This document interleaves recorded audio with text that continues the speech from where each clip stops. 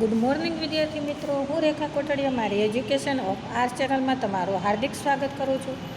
આજે આપણે અભ્યાસ કરવા જઈ રહ્યા છીએ ફિલોસોફી વિષયનું 9મું ચેપ્ટર, જીવાત્માનું સ્વરૂપ. હવે આગળના ચેપ્ટરમાં આપણે જગતના સ્વરૂપ વિશે માહિતી મેળવી, તેમાં જગતની ઉત્પત્તિ કઈ રીતના થઈ તેના વિશે માહિતી મેળવી, જગતના સ્વરૂપ વિશે માહિતી મેળવી. હવે આ ચેપ્ટરમાં આપણે જીવાત્માના સ્વરૂપ વિશે માહિતી મેળવવાની છીએ. તો જોઈએ પ્રસ્તાવના કે આપણે જાણીએ છીએ કે માનવીને થતા અનુભવોને વ્યાપક અને સર્વગ્રાહી દ્રષ્ટિએ સમજવાનો તત્વજ્ઞાન પ્રયત્ન કરે છે. તત્વજ્ઞાન છે તે શું કરે છે? તો કે માનવીને જે અનુભવો થાય છે તે અનુભવોને વ્યાપક અને સર્વગ્રાહી દ્રષ્ટિએ સમજવાનો પ્રયત્ન કરે છે. અને આ દ્રષ્ટિએ જીવ, જગત અને ઈશ્વર, જેને આપણે તત્વત્રયી તરીકે ઓળખીએ છીએ, તેને તત્વજ્ઞાનમાં અભ્યાસના વિષયો તરીકે સ્વીકારવામાં આવેલા છે. આ જે 3 તત્વો છે તેના સમૂહને તત્વત્રયી તરીકે ઓળખવામાં આવે છે. તો આ તત્વત્રયી એટલે કે જીવ, જગત અને ઈશ્વર, મિત્રો ખાસ યાદ રાખજો. આપણે જો કે આગળના ચેપ્ટરમાં પણ મેં તમને વાત કરેલી જ કે ભાઈ તત્વત્રયી એટલે શું, એવો 1 માર્ક્સનો પ્રશ્ન પૂછાય તો જીવ, જગત અને ઈશ્વર, આ ત્રણેય તત્વોને તત્વત્રયી તરીકે ઓળખવામાં આવે છે. હવે આગળમાં આપણે જગતની સમજૂતી મેળવી. આ પ્રકરણમાં હવે આપણે જીવની સમજૂતી મેળવવાના છીએ. તો જીવ માટે પર્યાય તરીકે વપરાતો બીજો શબ્દ જીવાત્મા છે. જેમ આપણે જગત વિશે માહિતી મેળવી હતી કે જગતની જે સ્વરૂપ છે તે કઈ રીતના છે, તો કે પ્રકૃતિ અને પુરુષ બંનેના સંયોગથી જગતની ઉત્પત્તિ થાય છે.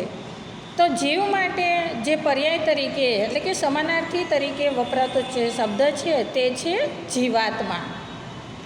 એ જ રીતે ઈશ્વર માટે પર્યાય તરીકે વપરાતો બીજો શબ્દ પરમાત્મા.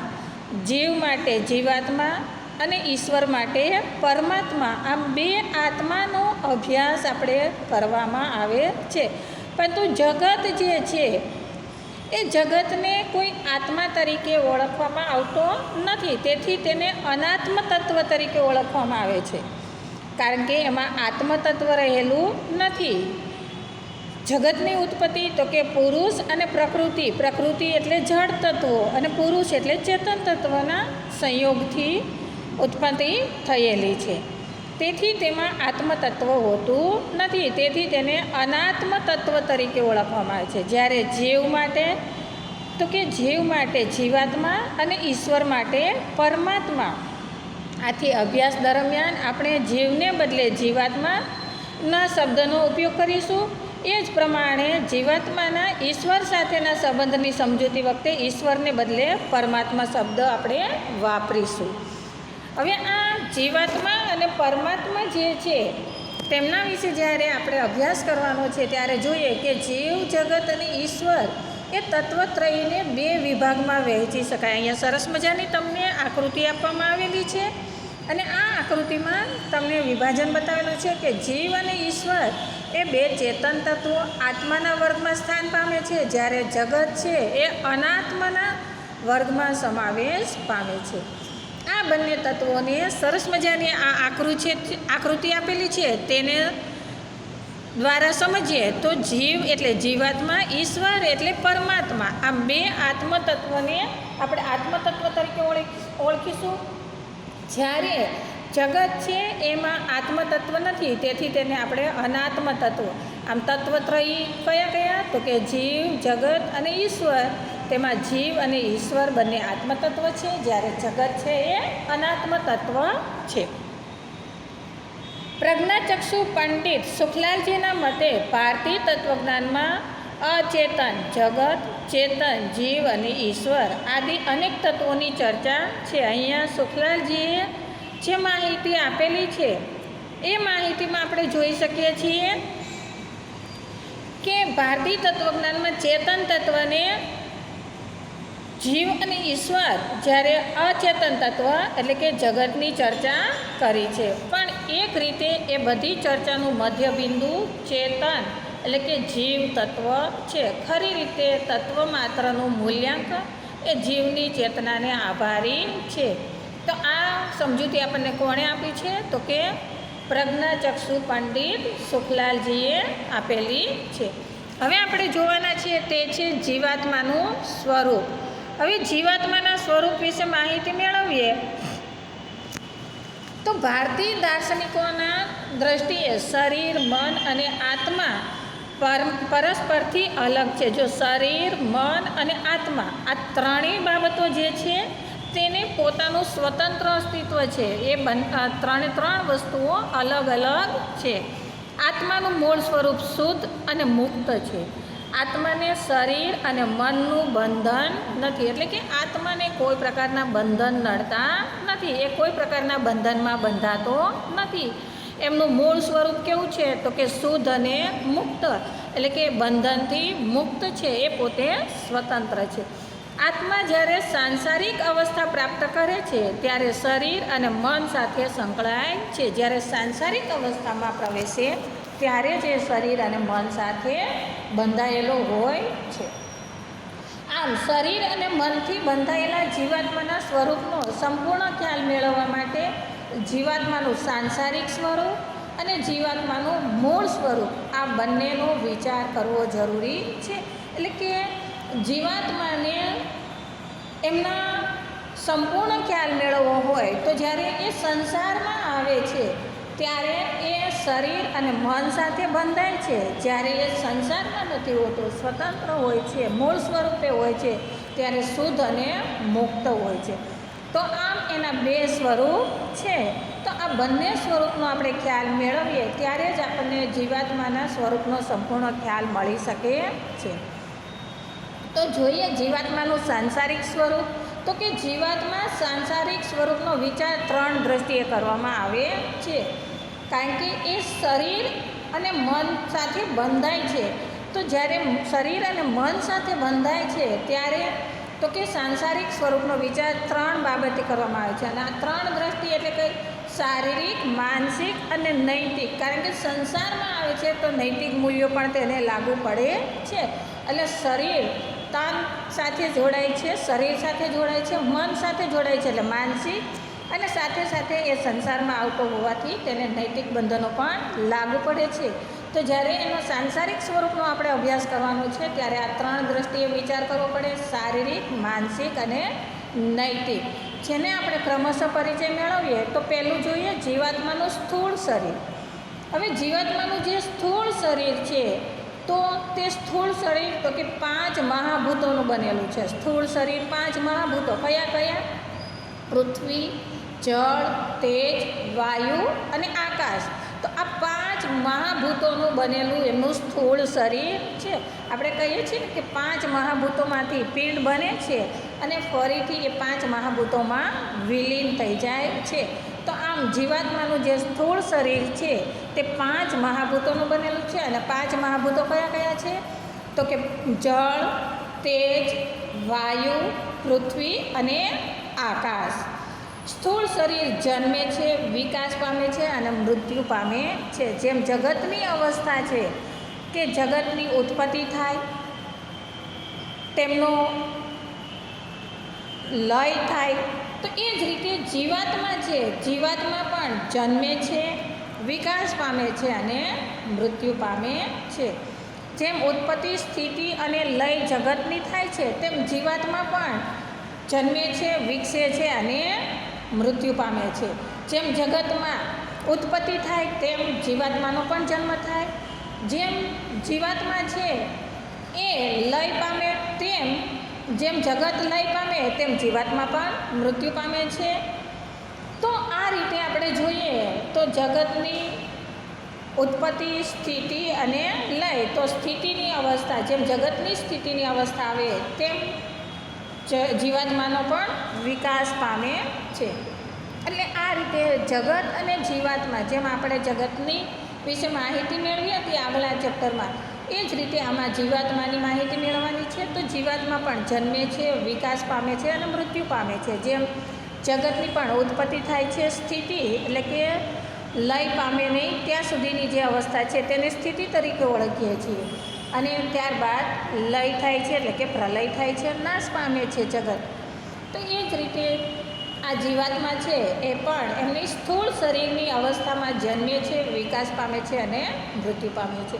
આમ સ્થૂળ શરીર પરિવર્તનશીલ અને નાશવંત છે. સ્થૂળ શરીર છે એ કેવું છે તો કે વિકાસ પામે છે એટલે પરિવર્તન પામે છે અને મૃત્યુ પામે છે એટલે કે નાશ પામે છે. એટલે આ દ્રષ્ટિએ નાશવંત છે.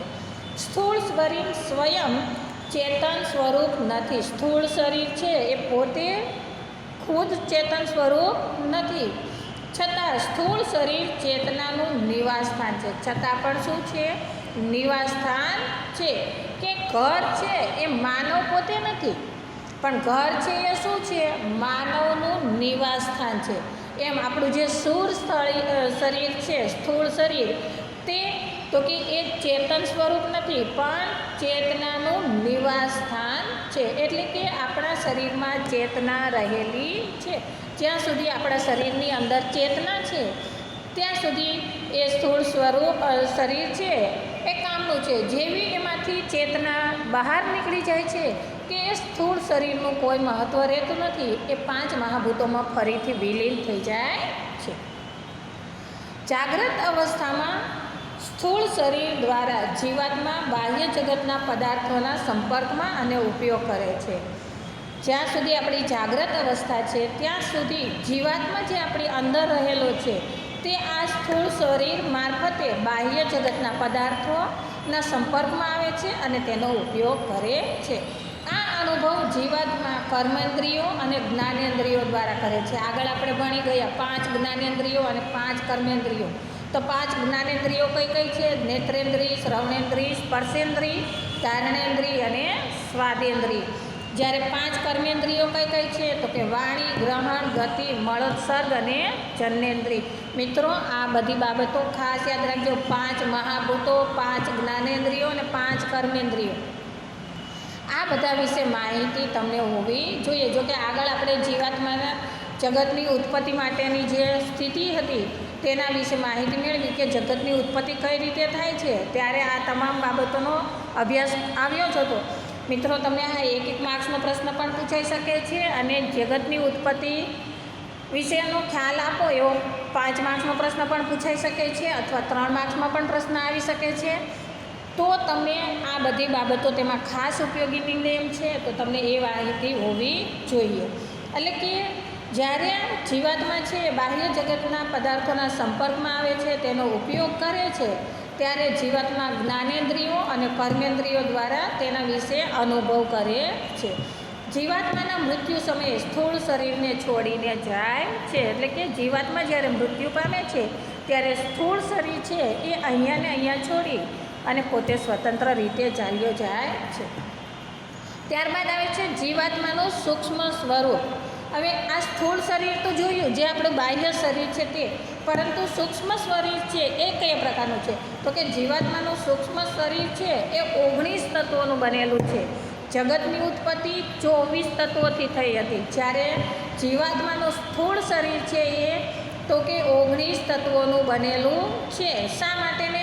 તો કે એમનું સ્થૂળ શરીર છે એ 5 મહાભૂતોનું બનેલું છે. એ 5 મહાભૂતો આમાંથી બહાર નીકળી જાય છે, એટલે બાકીના 19 તત્વો જે રહે છે, આ 19 તત્વોના આધારે જીવાત્માનું સૂક્ષ્મ શરીર બને છે. તો આ 19 તત્વોમાં 5 આપણી જ્ઞાનેન્દ્રિયો, 5 જ્ઞાનેન્દ્રિયો કઈ કઈ છે? તો કે નેત્રેન્દ્રિય, શ્રવણેન્દ્રિય, સ્પર્શેન્દ્રિય, ધારણેન્દ્રિય અને સ્વાદેન્દ્રિય. 5 કર્મેન્દ્રિયો, 5 કર્મેન્દ્રિયો કઈ કઈ? તો કે વાણી, ગ્રહણ, ગતિ, મળોત્સર્ગ અને જનનેન્દ્રિય. આ ઉપરાંત 5 વાયુઓ સૂક્ષ્મ શરીરમાં જે સમાવેશ પામે છે, તે 5 વાયુઓમાં કયા આવે છે? તો કે પ્રાણ, અપાન, વ્યાન, ઉદાન અને સમાન. એટલે આ 5 વાયુઓ આવે છે: પ્રાણ, અપાન, વ્યાન, ઉદાન અને સમાન. અને 4 અંતઃકરણો. 4 અંતઃકરણો કયા છે? મન, બુદ્ધિ, ચિત્ત અને અહંકારનો સમાવેશ થાય છે. આમ 19 તત્વોનું બનેલું આપણું આ સૂક્ષ્મ શરીર છે, જેમાં 19 તત્વો સમાયેલા છે. 19 તત્વોમાં 5 જ્ઞાનેન્દ્રિય, 5 કર્મેન્દ્રિય, 5 વાયુઓ અને 4 અંતઃકરણનો સમાવેશ થાય છે. આપણે સ્થૂળ શરીરને ઇન્દ્રિયો દ્વારા જોઈ શકીએ છીએ. આપણું જે સ્થૂળ શરીર છે, સ્થૂળ શરીરને તો કે બાહ્ય જે ઇન્દ્રિયો છે આપણી, એ ઇન્દ્રિયો દ્વારા આપણે જોઈ શકીએ છીએ. જ્યારે સૂક્ષ્મ શરીરને ઇન્દ્રિયો દ્વારા જોઈ શકતા નથી. આપણું જે સૂક્ષ્મ શરીર છે એને આપણે ઇન્દ્રિયો મારફતે ક્યારેય જોઈ શકીએ નહીં, પરંતુ આવું સૂક્ષ્મ શરીર હોવું જોઈએ. કારણ કે સ્થૂળ શરીર જ્યારે ઊંઘતું હોય ત્યારે પણ, એટલે કે સ્વપ્નમાં પણ આપણને કેટલાક શરીરગત અનુભવો થાય છે. આમ સ્વપ્નાવસ્થામાં જીવાત્માને જે અનુભવો થાય છે તે સૂક્ષ્મ શરીરને આભારી છે. ઘણી વખત તમે સ્વપ્નમાં જુઓ છો કે તમારી પાછળ સિંહ પડ્યો છે, તમે ભાગો છો અને પરસેવે રેબઝેબ થઈ જાઓ છો, તો વાસ્તવમાં તો તમે સાવ આરામની સ્થિતિમાં છો, ઊંઘની સ્થિતિમાં છો, તો તમારું શરીર કાર્યશીલ નથી, તો તમને પરસેવો છૂટવો જોઈએ નહીં. પરંતુ જે આપણું સૂક્ષ્મ શરીર છે, આ સૂક્ષ્મ શરીર છે એ જાગૃત છે, અને જાગૃત છે તેથી એ કાર્ય કરે છે, અને કાર્ય કરે છે ત્યારે તમે આવું કોઈ સ્વપ્ન જોવો છો ત્યારે વાસ્તવમાં તમે પરસેવાથી રેબઝેબ હો છો, તો આ સૂક્ષ્મ શરીરને આભારી છે. એટલે કે કોઈ પણ સારી કે નરસી જે કોઈ બાબત તમે જુઓ છો, તમે ઊંઘમાં ઘણી વખત ખડખડાટ હસો છો, તો એમની પાછળનું કારણ શું? તમે ફિઝિકલી તો કોઈ પ્રયત્ન કર્યો જ નથી, કોઈ કાર્ય કર્યું જ નથી, તો તમને એવું ખડખડાટ હસવું આવવું જોઈએ નહીં. પરંતુ તમે જે સૂક્ષ્મ શરીર છે, આ સૂક્ષ્મ શરીર દ્વારા તમે અનુભવ કરેલો છે, અને આ અનુભવના આધારે તમે સ્વપ્નમાં પણ આરામદાયક સ્થિતિ ઊંઘમાં છો, એ સમયે પણ ખડખડાટ હસો છો, રડો છો, અથવા પરસેવે રેબઝેબ થઈ જાઓ છો. ટૂંકમાં આ સૂક્ષ્મ શરીરને કારણે તમે આ પ્રકારના અનુભવનો અહેસાસ કરી શકો છો. ભારતીય ચિંતકોના મતે જીવાત્માના મૃત્યુ સમયે સ્થૂળ શરીર છૂટે છે. આપણા ભારતીય તત્વચિંતકો છે તે શું કહે છે? તો કે જે આ જીવાત્મા છે એ જ્યારે તમારા સ્થૂળ શરીરને છોડી દે છે ત્યારે તમારા જીવનો નાશ થાય છે, મૃત્યુ પામે છે, અને આ રીતે તે શરીર છોડી દે છે. પણ જીવાત્મા સૂક્ષ્મ શરીરને છોડતો નથી. એટલે કે જીવાત્માનું જે સૂક્ષ્મ સ્વરૂપ છે એ સૂક્ષ્મ શરીરને ક્યારેય પણ છોડતો નથી. કર્મના સંસ્કારો અને વાસનાઓ સૂક્ષ્મ શરીર રૂપે જીવાત્મા સાથે જોડાયેલા રહે છે, અને સૂક્ષ્મ શરીરને અનુરૂપ તે નવું શરીર ધારણ કરે છે.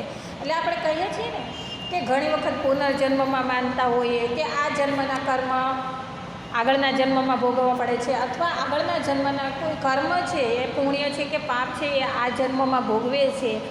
આવું જે કંઈ આપણે માનીએ છીએ એ શાના આધારે? તો કે સૂક્ષ્મ શરીર સાથે આપણા કર્મો જોડાયેલા છે, અને આ કર્મોને કારણે સૂક્ષ્મ શરીર છે એ આ સ્થૂળ શરીરનો ત્યાગ કરી અને કોઈ નવા શરીરમાં પ્રવેશે છે, અને ત્યારે એ કર્મના બંધનો છે એ એમની સાથે જોડાયેલા રહેતા હોય છે. એટલે એના આધારે એ નવું શરીર ધારણ કરતું હોય છે. ત્યારબાદ આવે છે જીવાત્માનું કારણ શરીર. હવે જીવાત્માનું કારણ શરીર જે છે, તો કે કારણ શરીરના ઘટક તત્વો 2 છે. જીવાત્માએ કરેલા કર્મોના સંસ્કારો અને જગતના સુખ કે ભોગ પ્રાપ્ત કરવાની જીવાત્માની ઈચ્છાઓ કે વાસનાઓ. ઘટક તત્વો 2 છે. એક છે કર્મોના સંસ્કારો, અને બીજું છે કે સુખ કે ભોગ પ્રાપ્ત કરવાની જે જીવાત્માની ઈચ્છા કે વાસના છે તે. હવે આમાં આપણે જોઈ શકીએ છીએ કે જીવાત્મા છે એ 2 ઘટક તત્વોનું બનેલું આ કારણ શરીર. એટલા માટે કારણ શરીર કહેવાય કે સ્થૂળ અને સૂક્ષ્મ શરીરનું તે કારણ છે. કારણ શરીર વડે સુષુપ્તાવસ્થામાં જીવાત્માને પોતાના આનંદ સ્વરૂપનો અનુભવ થાય છે. જ્યારે એ સુષુપ્તાવસ્થામાં છે ત્યારે પણ એને આનંદ સ્વરૂપનો અનુભવ થાય છે. ગાઢ નિંદ્રામાંથી જાગ્યા પછી વ્યક્તિને મને ખૂબ મીઠી ઊંઘ આવી હતી એવો અનુભવ થાય છે. એટલે આ મીઠી ઊંઘ આવી એ શું છે? તો કે એમની સુષુપ્તાવસ્થા છે, ત્યારે ગાઢ નિંદ્રામાં સુષુપ્તાવસ્થામાં હોય છે. આમ આપણે જોયું કે સ્થૂળ, સૂક્ષ્મ અને કારણ શરીર કુલ 24 તત્વોનું બનેલું છે. જેમ જગતની ઉત્પત્તિ 24 તત્વોમાંથી થઈ હતી, એમ આપણું જે શરીર છે એ પણ સ્થૂળ, સૂક્ષ્મ અને કારણ શરીર જે છે એ 24 તત્વોનું બનેલું છે. અને આ 24 તત્વોને ધારણ કરનાર ચેતન તત્વ તે જીવાત્મા. 24 તત્વોને જ્યારે એ ધારણ કરે છે ત્યારે એ ચેતન તત્વ જે બને છે તેને આપણે જીવાત્મા તરીકે ઓળખીએ છીએ. જીવાત્માના ત્રિવિધ શરીર અંતર્ગત જે કોઈ તત્વો આવે છે, આ તત્વોની રજૂઆત આપણે એક કોષ્ટક દ્વારા કરીએ તો આપણને ખ્યાલ આવશે કે આ જે જીવાત્મા છે, તો જીવાત્માના સ્થૂળ શરીરમાં આપણે જોયું કે 5 મહાભૂતો. 5 મહાભૂતો કયા હતા? પૃથ્વી, જળ, તેજ, વાયુ અને આકાશ. એ જ રીતે કારણ શરીર જે આવ્યું, તો કારણ શરીર એટલે કે સ્થૂળ અને સૂક્ષ્મ શરીરનું કારણ, એમાં 2 ઘટક તત્વો છે. 2 ઘટક તત્વો કયા છે? તો કે કર્મના સંસ્કારો અને વાસનાઓ કે ઈચ્છાઓ. અને ત્યાર પછી હતું એ સૂક્ષ્મ શરીર. સૂક્ષ્મ શરીર છે એ 19 તત્વોનું બનેલું છે. 19 તત્વોમાં આપણે પહેલી જોઈ હતી 5 જ્ઞાનેન્દ્રિયો. 5 જ્ઞાનેન્દ્રિયો કઈ કઈ હતી? નેત્રેન્દ્રિય, શ્રવણેન્દ્રિય, સ્પર્શેન્દ્રિય, ધારણેન્દ્રિય અને સ્વાદેન્દ્રિય. ત્યારબાદ હતી 5 કર્મેન્દ્રિયો. 5 કર્મેન્દ્રિયો કઈ કઈ હતી? વાણી, ગ્રહણ, ગતિ, મળોત્સર્ગ અને જનનેન્દ્રિય. ત્યારબાદ હતી 5 વાયુઓ. 5 વાયુઓ ક્યાં ક્યાં હતા? તો કે પ્રાણ, અપાન, વ્યાન, ઉદાન અને સમાન. અને ત્યારબાદ હતી 4 અંતઃકરણ. 4 અંતઃકરણ કયા કયા હતા? મન, બુદ્ધિ, ચિત્ત અને અહંકાર. આમ ટૂંકમાં 24 તત્વોનું આપણું જીવાત્માનું સ્વરૂપ બને છે. હવે આ જીવાત્માના સ્વરૂપ વિશે આપણે આગળ અભ્યાસ કરીએ તો એમાં આવે છે જીવાત્માનું માનસિક સ્વરૂપ. જે જીવાત્મા છે એમનું માનસિક સ્વરૂપ છે તેના વિશે માહિતી મેળવીએ. આપણે જો એમના જીવાત્માના સાંસારિક સ્વરૂપ વિશે માહિતી મેળવી, હવે માહિતી મેળવવાની છે જીવાત્માનું માનસિક સ્વરૂપ. જો સાંસારિક સ્વરૂપમાં કયું હતું? તો કે શારીરિક સ્વરૂપ. શારીરિક સ્વરૂપમાં સ્થૂળ શરીર, સૂક્ષ્મ શરીર અને કારણ શરીર. હવે આવે છે જીવાત્માનું માનસિક શરીર. તો માનસિક શરીર જે છે તે કઈ રીતનું છે? તો કે માનસિક દ્રષ્ટિએ જીવાત્માના 6 ગુણો છે. માનસિક દ્રષ્ટિએ જીવાત્માના 6 ગુણો. 6 ગુણો કયા? તો કે ઈચ્છા, રાગ, દ્વેષ, પ્રયત્ન, સુખ અને દુઃખ. આ બધા આવેગો જે તમે અનુભવ કરો છો, આ આવેગો એ તમારા જીવાત્મા સાથે જોડાયેલા છે. અને આ 6 ગુણોને કારણે જીવાત્માને જુદી જુદી વાસનાઓ થાય છે. અને આ વાસનાઓને પૂર્ણ કરવા જીવાત્મા વિવિધ પ્રકારના કાર્યો કરે છે. વાસનાઓને પૂર્ણ કરવા માટે શું કરે છે?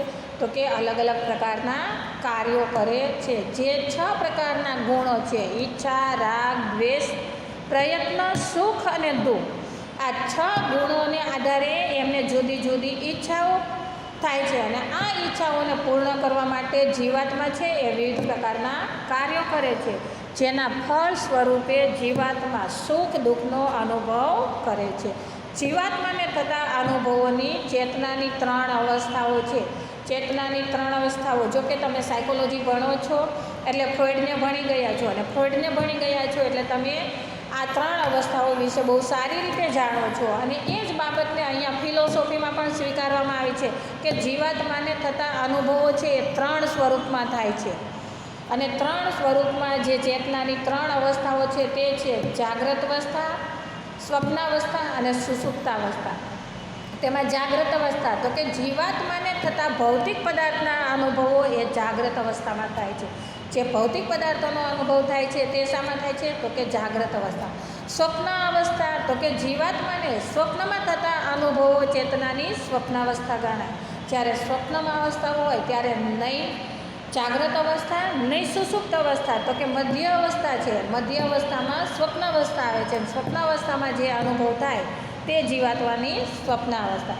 અને ત્યારબાદ આવે છે સુષુપ્તાવસ્થા. સુષુપ્તાવસ્થા એટલે શું? તો કે જીવાત્માને નિંદ્રાની સ્થિતિમાં જે ગાઢ નિંદ્રામાં થતા અનુભવો છે તે ચેતનાની સુષુપ્તાવસ્થા કહેવાય. એટલે આ સુષુપ્ત અવસ્થામાં ઘણી વખત કહે તો હું એકદમ ગાઢ નિંદ્રા કરીને જાગે, એકદમ મન શાંત થઈ ગયું હોય ત્યારે જીવાત્માની છે એ સુષુપ્ત અવસ્થા કહેવાય. અને ત્યારબાદ આપણે જોવાનું હતું જીવાત્માનું નૈતિક સ્વરૂપ. જીવાત્માના 3 સ્વરૂપો છે. તે 3 સ્વરૂપમાં સૂક્ષ્મ શરીર, સ્થૂળ શરીર અને નૈતિક સ્વરૂપ, તેમાં શારીરિક, માનસિક અને નૈતિક જીવાત્મા આ 3 દ્રષ્ટિએ જોડાયેલો છે. તેમાં શારીરિકમાં આપણે જોયું હતું સ્થૂળ શરીર, સૂક્ષ્મ શરીર અને કારણગત શરીર. ત્યારબાદ તેનું માનસિક સ્વરૂપ આવ્યું, જેમાં 3 અવસ્થા આવી: જાગ્રત અવસ્થા, સ્વપ્નાવસ્થા અને સુષુપ્તાવસ્થા. હવે જીવાત્માનું આવ્યું તે છે નૈતિક સ્વરૂપ. તો નૈતિક સ્વરૂપ છે તેમાં ચારિત્ર કે તેનો સ્વભાવ તેણે સ્વતંત્ર રીતે કરેલા કર્મ પર આધારિત છે. જીવાત્માનું જે નૈતિક સ્વરૂપ છે એ શાના ઉપર આધારિત છે? તો કે કર્મ ઉપર આધાર રાખે છે. આનો અર્થ એ કે જીવાત્માએ સ્વતંત્ર રીતે કરેલા કર્મોના પરિણામ સ્વરૂપે જ અમુક પ્રકારનું શરીર, અમુક પ્રકારનું વાતાવરણ અને સુખ દુઃખના અમુક પ્રકારના અનુભવો, આમ અમુક પ્રકારનું ચારિત્ર કે સ્વભાવ પ્રાપ્ત થાય છે. એટલે કે જીવાત્મા જે પ્રકારના કર્મો કરે છે એ પ્રકારનું એમનું શરીર, વાતાવરણ, સુખ દુઃખના અનુભવ અને એમનું ચારિત્ર ઘડાય છે. જીવાત્મા સ્વતંત્ર રીતે જે કર્મો કરે છે એ 3 પ્રકારના હોય: કાયિક, વાચિક અને માનસિક. હવે કાયિક એટલે શું? તો કે સ્થૂળ શરીરથી મનુષ્ય જે પ્રવૃત્તિ કરે તે કાયિક કર્મ, એટલે કે કાયા દ્વારા કરે છે, એમના શરીર દ્વારા કરે છે તે. તો કાયિક એટલે કે કર્મેન્દ્રિયો દ્વારા જે કાર્ય કરવામાં આવે છે તે કાયિક. એટલે સ્થૂળ શરીરથી મનુષ્ય જે પ્રવૃત્તિ કરે છે તે કાયિક. દાખલા તરીકે વંદન કરવા કે માર મારવો વગેરે. એટલે કે જે પ્રવૃત્તિ કરે છે, જે કાર્ય કરે છે, કે કોઈને પ્રણામ કરે છે કે કોઈ ઉપર હાથ ઉપાડે છે, તો એમનું કાયિક કર્મ કહેવાય. વાચિક કર્મ. વાચિક કર્મ એટલે શું? તો કે મુખથી બોલવામાં આવેલી વાણી દ્વારા જે કર્મ થાય છે તેને વાચિક કર્મ કહેવાય. એટલે કે તમે જે પ્રકારના ભાવ ઉચ્ચારો છો, જે પ્રકારના શબ્દો અન્ય માટે તમે બોલો છો, એમને તમે વાચિક કર્મ કહી શકો. ઊંચે સ્વરે સ્તુતિ કે પ્રાર્થના ગાવી, વ્યાખ્યાન આપવું કે અપશબ્દ બોલવા. જો વાચિક કર્મ પણ અલગ અલગ પ્રકારનું છે. કોઈ માટે સારો ભાવ તમે પ્રગટ કરો તો સારા શબ્દો કોઈ માટે બહાર નીકળશે, કોઈ માટે ખરાબ ભાવ પ્રગટ કરશો તમારા મનમાં તો એમના માટે મુખેથી અપશબ્દો નીકળશે.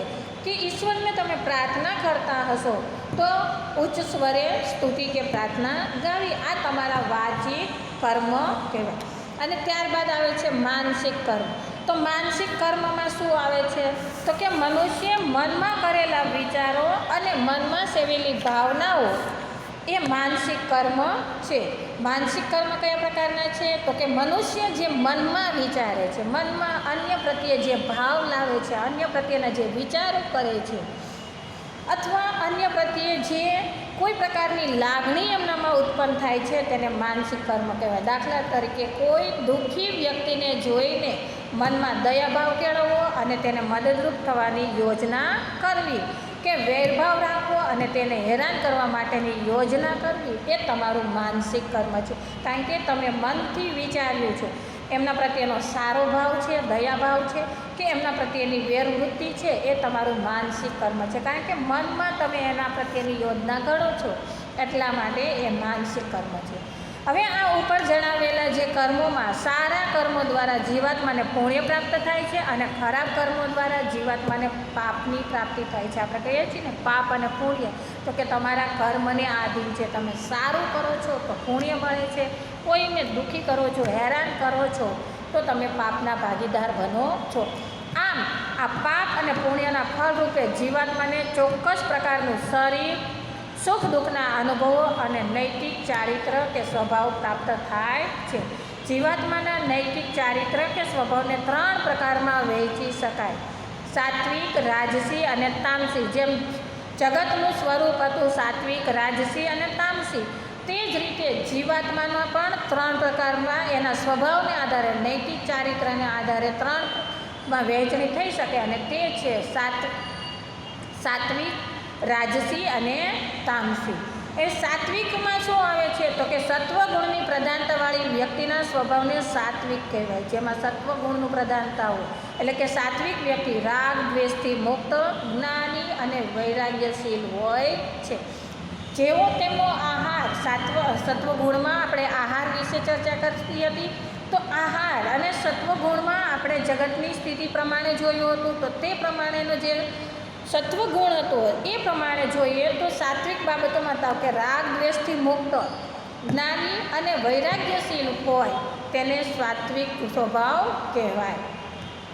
રજોગુણની પ્રધાનતાવાળી વ્યક્તિ રાજસિક સ્વભાવવાળી કહેવાય. રજોગુણની પ્રધાનતાવાળી મિત્રો આ બાબત આમાં તો તમને કામ આવશે. સાથે સાથે તમારે સાયકોલોજીમાં પણ જે 8મું ચેપ્ટર પર્સનાલિટીનું છે, વ્યક્તિત્વનું છે, તેમાં પણ આ તમામ ગુણોનો ઉલ્લેખ કરવામાં આવે છે. એટલે એમાં પણ તમને ખાસ ઉપયોગી બનશે.